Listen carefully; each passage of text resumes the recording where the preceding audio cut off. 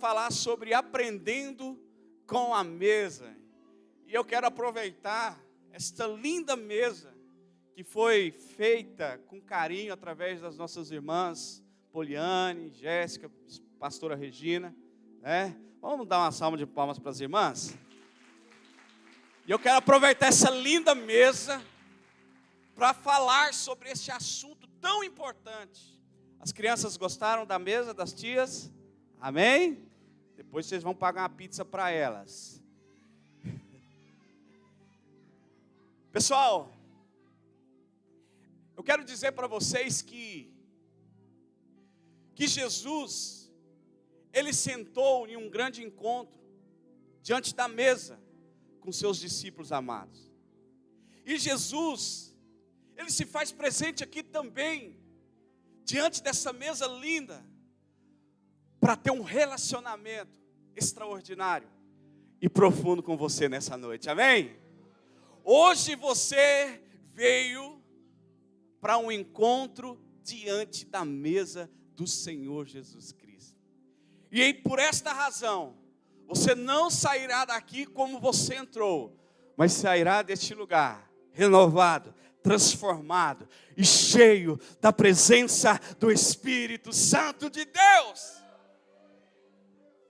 A palavra de Deus diz para nós: não vos embriagueis com vinho, mas enchei-vos do Espírito Santo de Deus. O Espírito Santo de Deus está aqui, amém? Porque você está aqui, Ele está no seu coração, mas Ele quer mais para você. Ele não quer apenas morar no seu coração, mas Ele quer encher você da presença dEle, para que você possa sair lá fora, na faculdade, no seu trabalho, no seu serviço, na sua casa, e transportar da glória de Deus. E nós iremos hoje aprender com o encontro da mesa. Interessante que a mesa, ela nos remete muitas coisas legais. Quando falamos de mesa, nós pensamos em comunhão, amém, igreja? Quantos aqui têm o costume de sentar na mesa com a família? Não é legal? Porque mesa nos remete comunhão, mesa nos remete unidade, mesa nos remete um papo bom, um aconselhamento. Mesa nos remete também à confrontação. Quem aqui já foi confrontado diante da mesa? Várias vezes. Quantas verdades nós já ouvimos diante da mesa? Quantas feedbacks nós ouvimos assentados na mesa com a nossa família? Então a mesa é um objeto muito importante. E ela nos traz essas grandes características. E interessante que um rapaz chamado Leonardo da Vinci, quantos conhecem Leonardo da Vinci? Ele um dia resolveu fazer uma pintura. Um dia Leonardo da Vinci resolveu fazer uma pintura muito legal. E foi a pintura de Jesus sentado na mesa com seus discípulos. E Guilherme, sabe quanto tempo ele demorou para fazer essa pintura?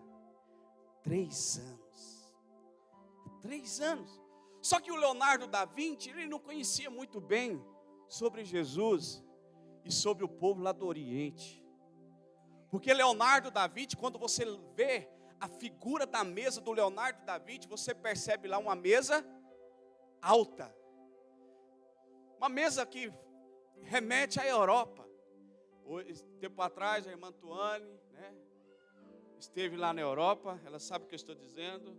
Irmão Silmo também, com a irmã Áurea, né? Quem mais esteve lá? A Lorena. Os irmãos estão viajando muito aqui, né? E as mesas na Europa são altas. Então Da Vinci faz uma pintura de uma mesa alta com os discípulos. Só que a Bíblia diz que Jesus, ele estava com seus discípulos, e os seus discípulos estavam deitados, inclinados sobre a mesa. Isso significa que a mesa é baixa. Fala assim comigo, criança. A mesa é baixa. Amém?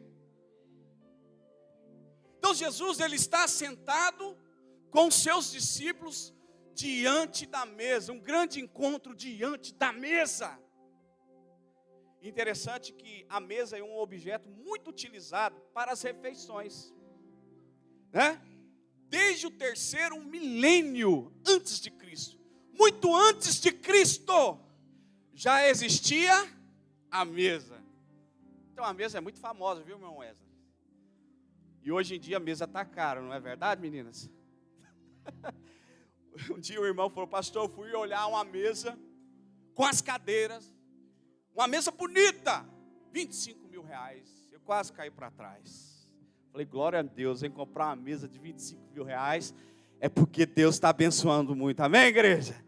Quantos irmãos querem ter uma mesa abençoada dessa? Eu não quero, não. Brincadeira.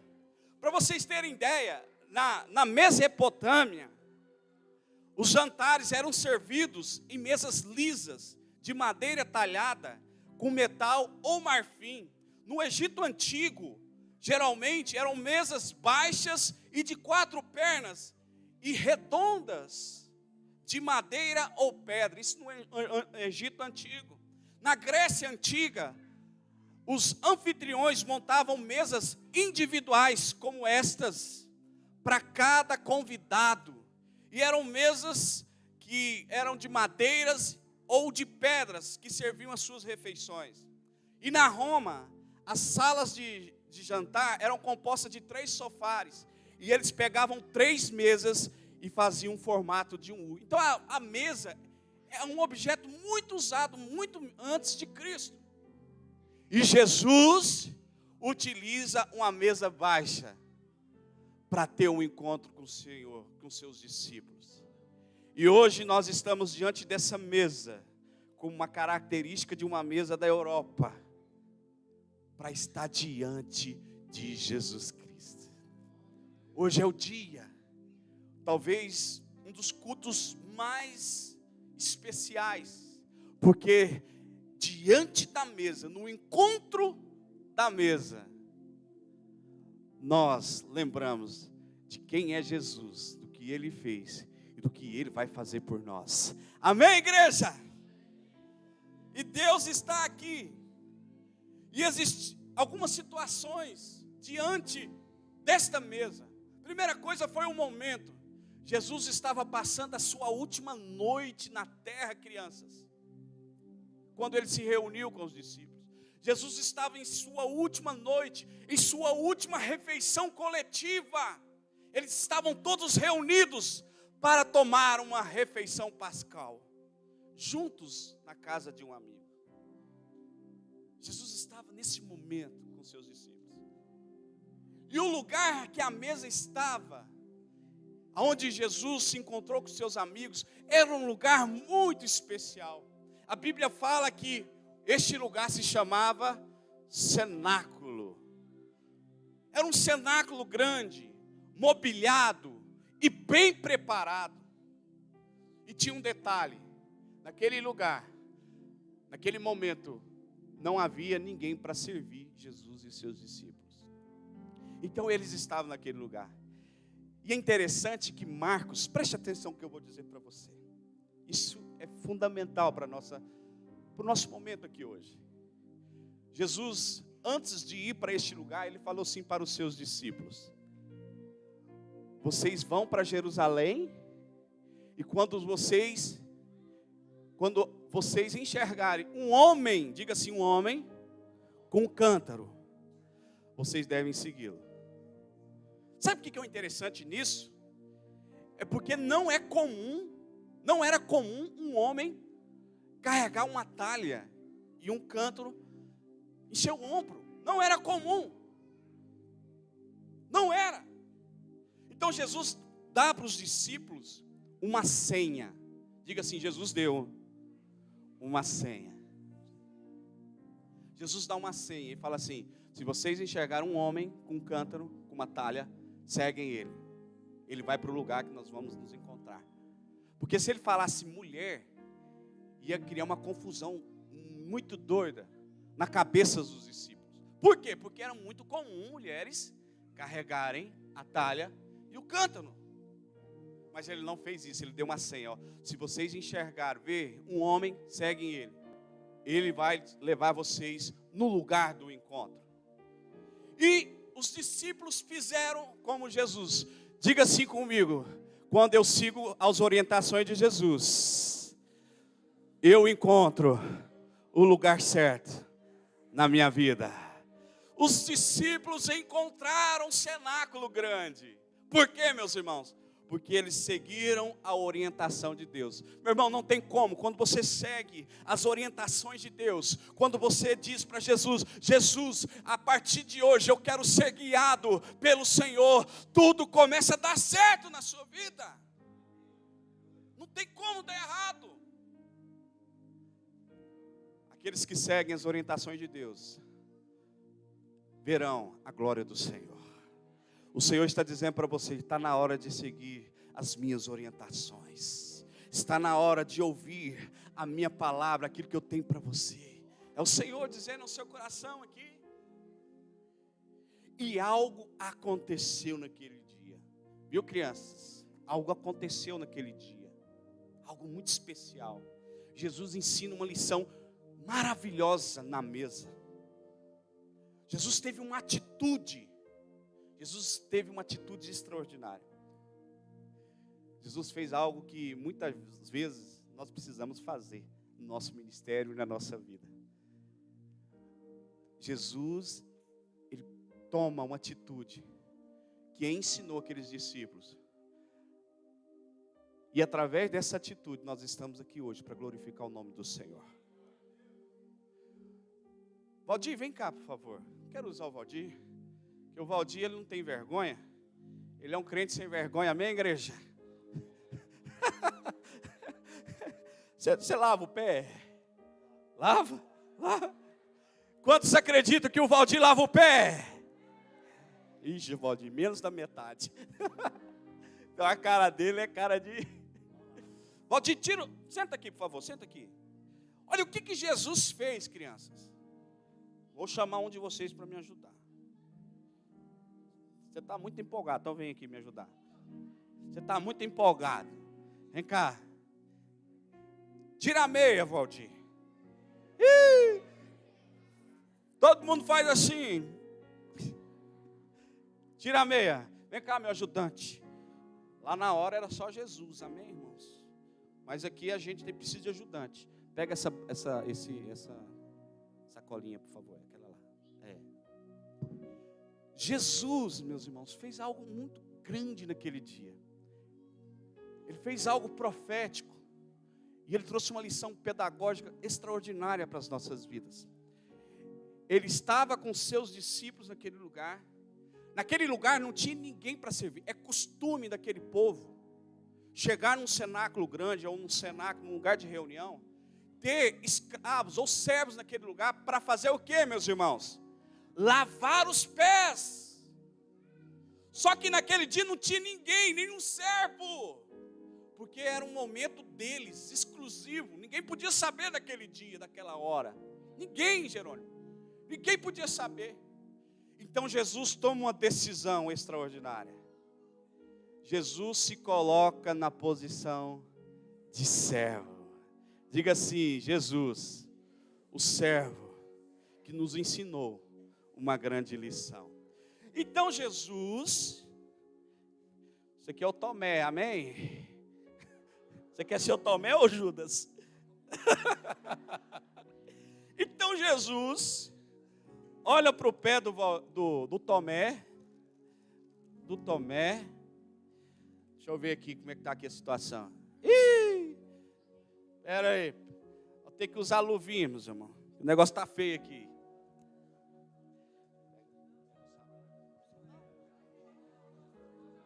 Naquela época não tinha, mas nós estamos na modernidade. Amém, igreja? Se tivesse, Jesus fazia isso.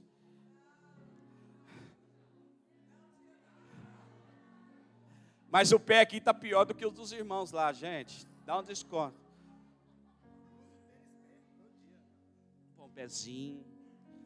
Agora vamos fazer o seguinte. O negócio aqui tá. Aqui é muito deserto, igreja.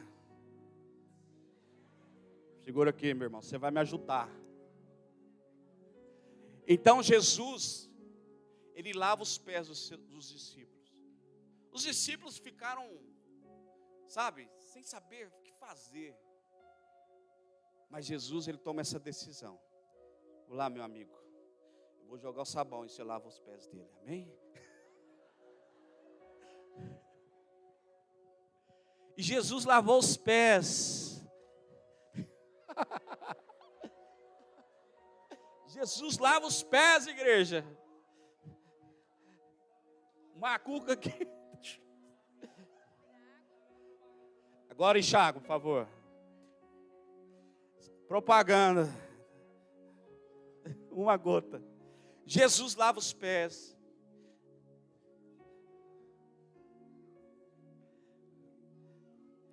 E Jesus, mostrando algo extraordinário, maravilhoso, todo crente deve fazer. Ele lava os pés. Tira o pé, pode tirar, não precisa ter medo não.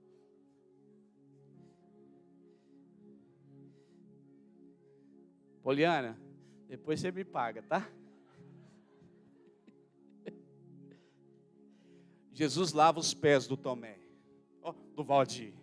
Levanta, Valdir. E ele ensina uma grande lição para nós. Ele tem uma grande atitude. Ele mostra para a humanidade, se é pastor ou não é pastor, se é presbítero ou crente, todos precisam ser servos.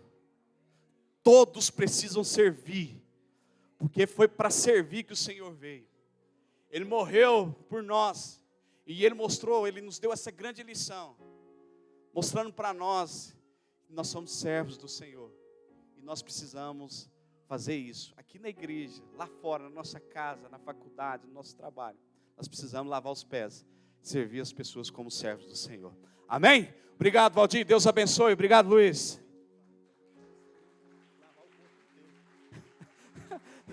E tem alguns que querem lavar o corpo inteiro. Amém, igreja?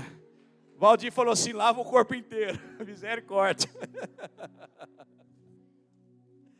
Aleluia.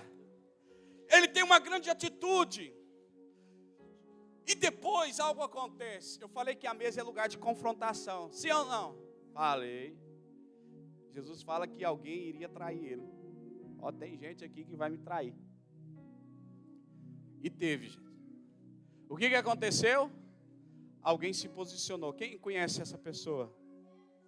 Judas se posicionou. E Jesus falou algo que eu quero dizer para vocês. A refeição e as palavras de Jesus. Olha o que Jesus disse, crianças.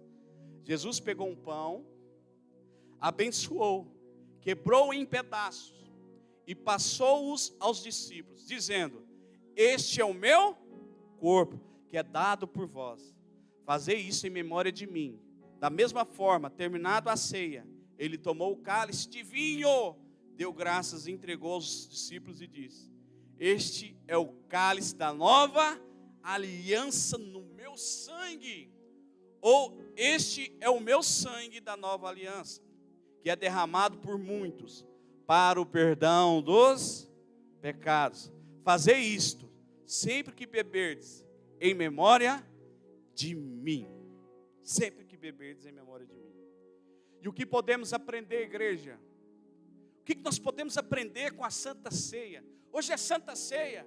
Hoje é um encontro diante da mesa. O que nós podemos aprender com esse encontro diante da mesa? Com esse encontro com Jesus? O que nós podemos aprender com o encontro de Jesus diante dos seus discípulos? Qual que é a primeira lição? Primeira lição, você que gosta de anotar. A morte de Jesus é o centro do seu ministério. Diga assim comigo: a morte de Jesus é o centro do seu ministério. Olha o que Mateus 26, 26a ao 27a diz. Enquanto comiam, Jesus tomou o pão, deu graças, partiu. Em seguida, tomou o cálice e deu graças. Olha Lucas 22, 20. Da mesma forma, depois da ceia, tomou o cálice, dizendo: este cálice é a nova aliança no meu sangue, derramado em favor de vocês. Você pode glorificar a Deus por isso, igreja? Um dia alguém falou assim: pastor, coitado de Jesus, ele morreu por nós. Eu falei assim, o irmão ficou meio assim: que isso, pastor? Eu falei assim: ainda bem que ele morreu por nós. Gente, o plano perfeito de Deus, sabe qual era? Jesus morrer por nós. A morte de Jesus é o centro do seu ministério. Ei, se Jesus não tivesse morrido, você não estaria aqui, igreja. Jesus morreu para você viver, para o pastor Marcondes viver, para o pastor Giovanni viver. Jesus morreu para mim e você viver. Então foi necessário. É por isso que quando a gente vem para a casa de Deus, quando a gente passa para o time de Jesus, a gente precisa morrer. A gente precisa dizer: só Tu és o meu Salvador. A gente precisa descer as águas e viver com o Senhor Jesus Cristo para sempre. Porque era a morte dele, foi o centro do seu ministério. A morte dele foi o centro do seu ministério. Sabe o que significa pão? Significa o corpo do Senhor. Este é o meu corpo que é dado por vós. Jesus, ele doou o seu corpo por você. Jesus doou o seu corpo por nós. Para mim, para você. Sabe o que é o vinho? É o seu sangue que nos purificou, que nos lavou. Ele disse: esse é o meu sangue que é derramado por vós. Gente, foi necessário Jesus morrer por mim e por você. Sabe, não fica com pena porque Jesus morreu, não fica. Porque esse era o plano perfeito de Deus para as nossas vidas. Ele morreu para mim e você estar aqui hoje. Ele morreu para mim e você constituir uma família. Ele morreu para mim e você retornar para a nossa cidade celestial, amém? Ele morreu para mim e você voltar para Nova Jerusalém. Você, olha para mim aqui hoje.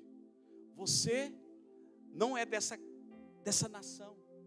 Você está aqui como um passageiro, um peregrino. Você é um concidadão do Senhor, dos céus. Você está aqui, crianças, só de passagem. Vocês vão para o céu também, amém? Você quer ir para o céu, Calel? Glória a Deus. Oh, glória! Quantos querem ir para o céu? Aleluia!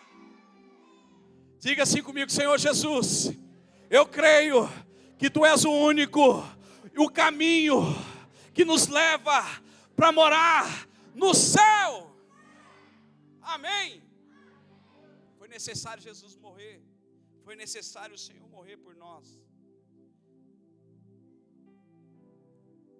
E algo que eu quero ensinar como segunda lição nessa noite é que a morte de Jesus trouxe perdão e reconciliação com Deus. Diga assim comigo: Jesus me perdoou. Um dia alguém me perguntou assim: pastor,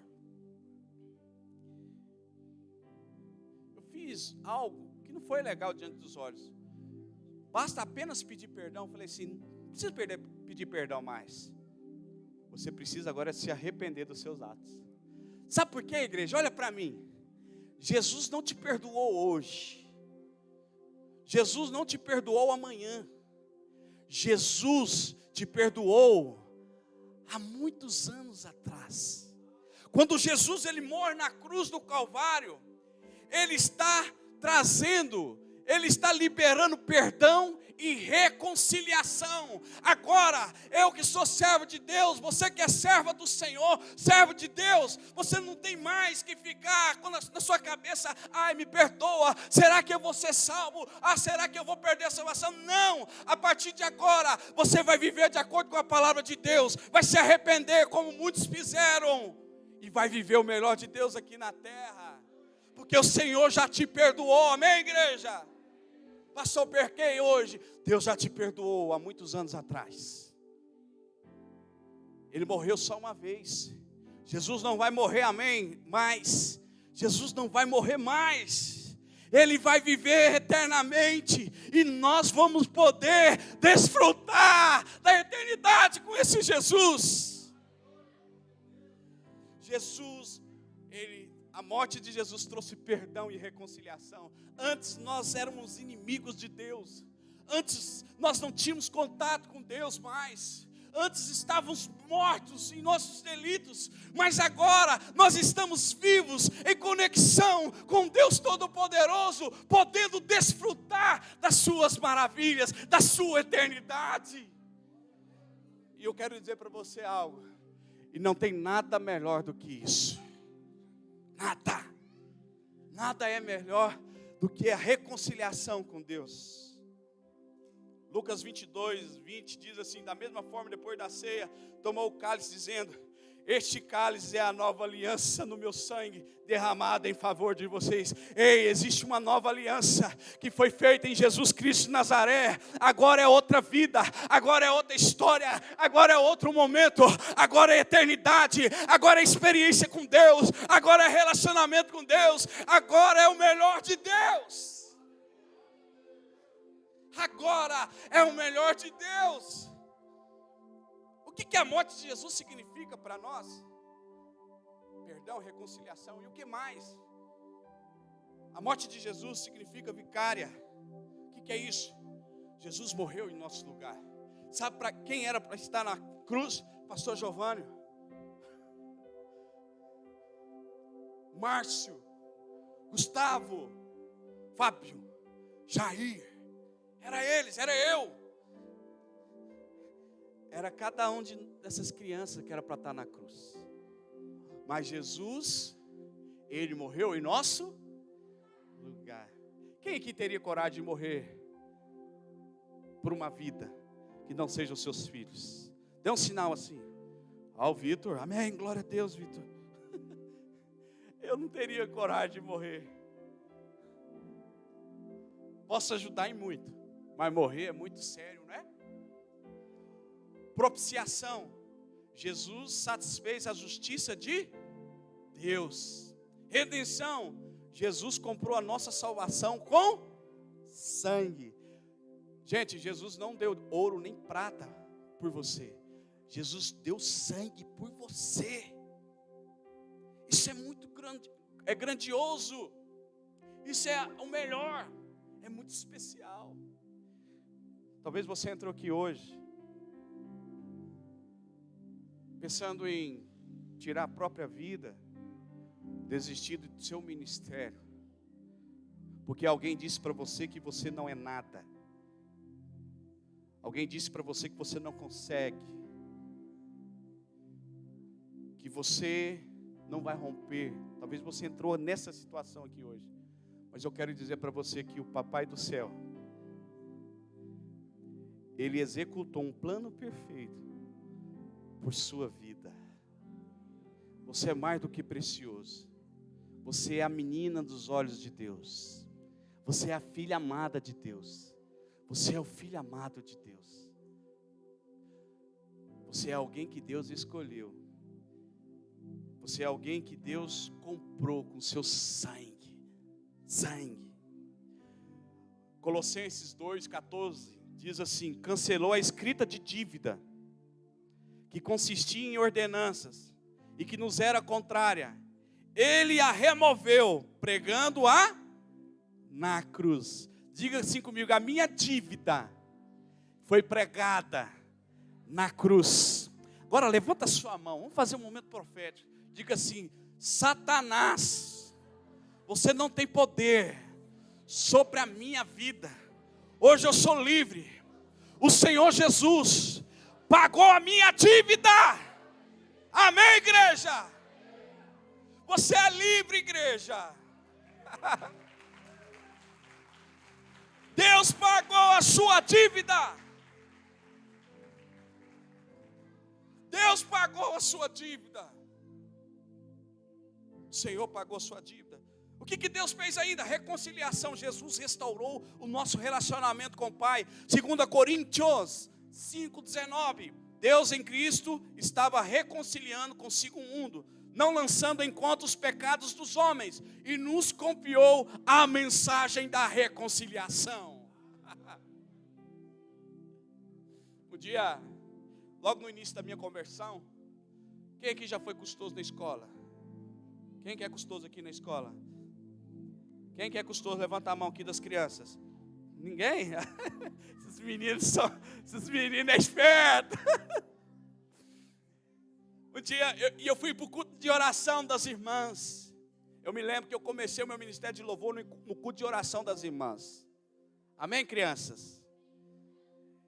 E tinha uma irmã lá que revelava tudo. Até o que não tinha, ela revelava. E eu tocando lá na bênção. E ela começou a profetizar. Você, não sei o quê. Irmão, acabou comigo naquele culto de oração. Acabou comigo. Só que o filho dela era o meu melhor amigo. O filho dela aprontava e punha a culpa em mim. Sempre é assim, não é, igreja?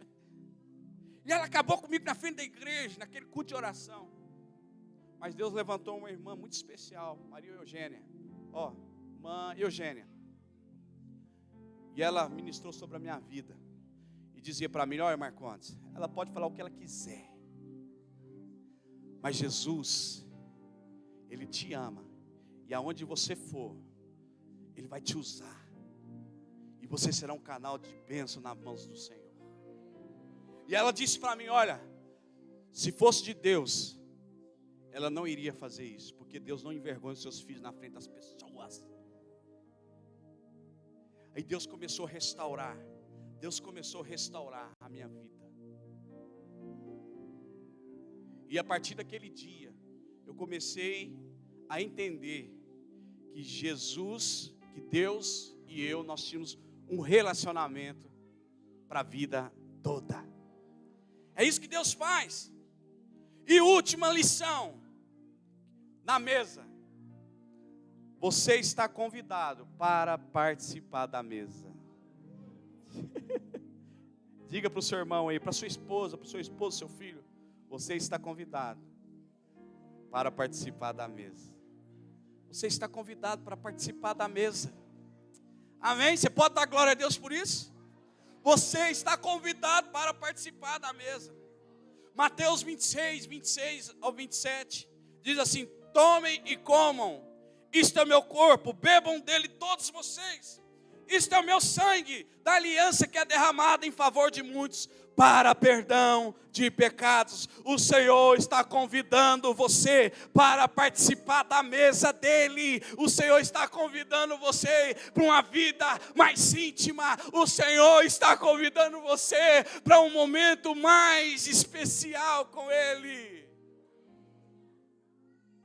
O Senhor te convida para sentar à mesa com ele. A Santa Ceia não é para correr dela.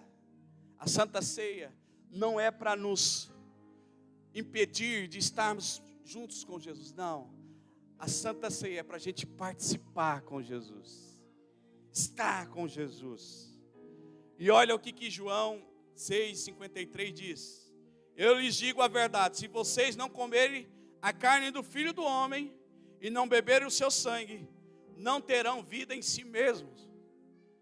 Jesus aqui, Ele está dizendo para nós que a gente precisa participar da mesa juntamente com Ele.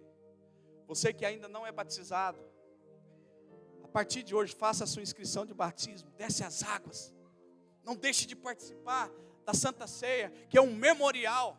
A Igreja Católica, ela diz que, eles falam Eucaristia, né? Eles dizem que o sangue e o pão é literalmente o sangue e o corpo de Jesus. Os nossos amigos luteranos é a consubstanciação. Quase falei em línguas aqui, né? E os nossos amigos luteranos dizem que quando nós tomamos a ceia, o sangue de Jesus e o corpo de Jesus está literalmente correlacionado à Santa Ceia. Nós não pensamos dessa forma. Isso aqui é suco de uva, isso aqui é o pão. Mas nós nos reunimos diante da mesa,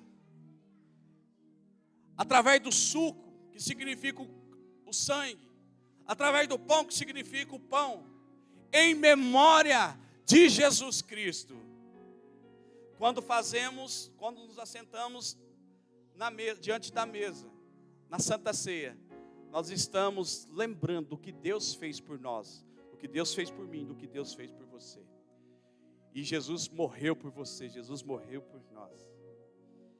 E é hoje que Deus quer restaurar essa comunhão sua com Ele diante da mesa. Eu quero orar com você. Quero orar, quero abençoar a sua vida. Eu quero convidar os irmãos para estarem aqui.